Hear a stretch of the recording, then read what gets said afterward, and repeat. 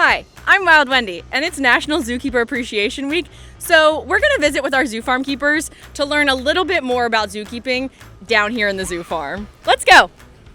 What's your name and how long have you been a zookeeper? So my name's Jennifer Arabachis, and I've been a zookeeper for 13 years. My name is Jake Bordeaux. I've been a zookeeper for about 5 years. My name is Christine Commons, and I've been a zookeeper for 8 years. Mary Ann, 4-ish years.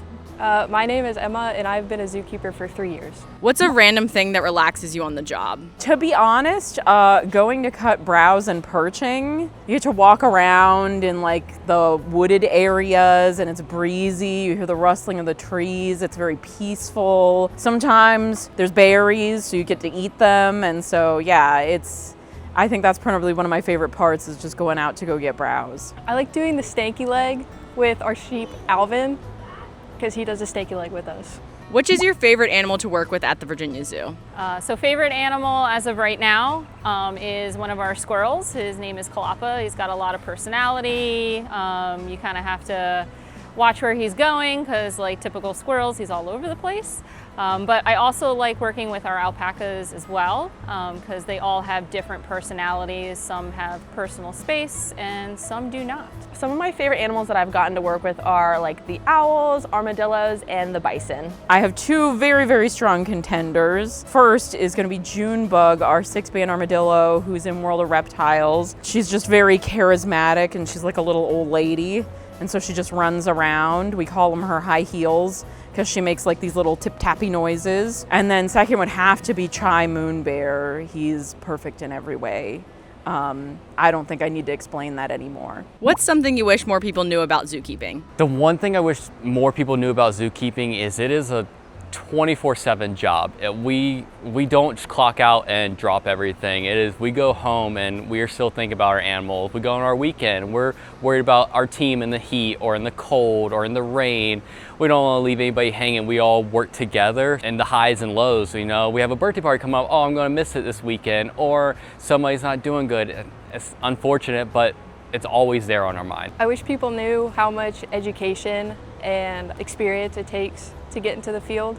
So like I got a bachelor's degree, so it took me 4 years, and during that time I did 3 internships, and even now I am only a temp zookeeper. Yeah, you still have to put in work every single day. I mean, I don't know if it's kind of obvious or not, but like, you know, we love and care for these animals, but they're like not our pets. Like my pets are treated very differently at home. You know, these are like more like my coworkers with more legs.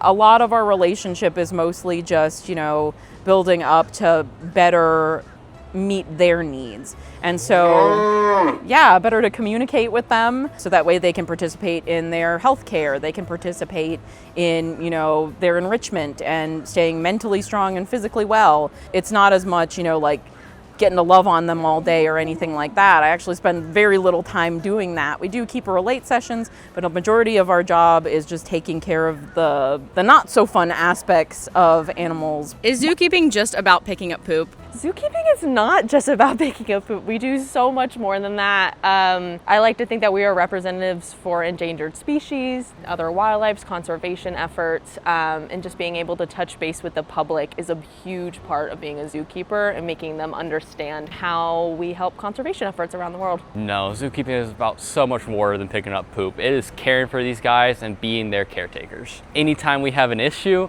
we are thinking, what is a creative way to solve this or what is a simple way to solve this? We have to be extravagant, but sometimes we have to take a step back and see there's a simple answer. What's a conservation practice or organization you think people should know about?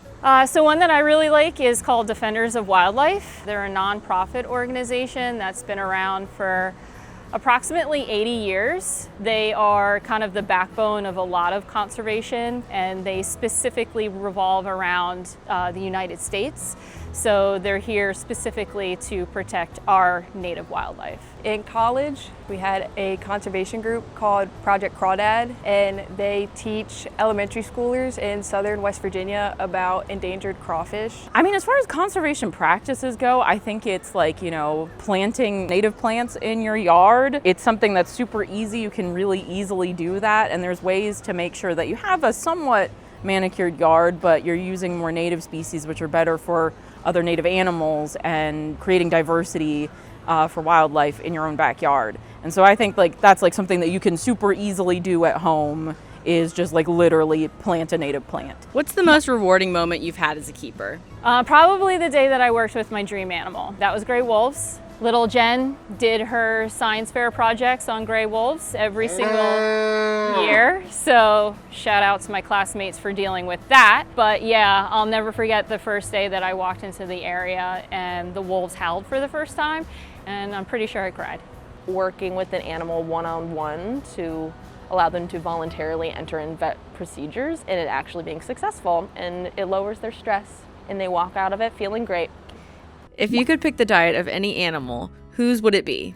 That would either be the cassowary or the toucan. They're pretty much fruits and veggies. Cassowaries do a really cool thing where they can poop out whole fruits and vegetables to snack on it later. Might be disgusting, might be resourceful. Probably the socky monkeys. So you get a little bit of fruit, you get a little bit of veggies, a little bit of nuts. Chai's diet, he gets a lot of fruit, lots of root vegetables, he gets fish, and so I feel like, you know, I could eat all those things. On some days when I'm really hungry, some of the worms don't look half bad too. That's it. Cool.